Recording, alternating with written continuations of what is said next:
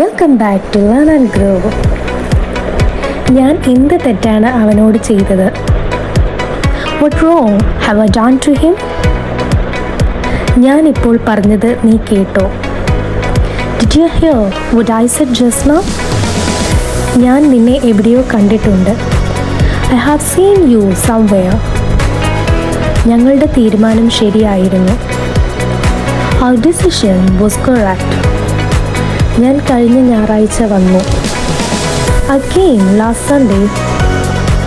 ക്ഷമിക്കണം, ഞാൻ നിങ്ങളെ വേദനിപ്പിക്കാൻ ഉദ്ദേശിച്ചിട്ടില്ല. I'm sorry, I didn't mean to offend you.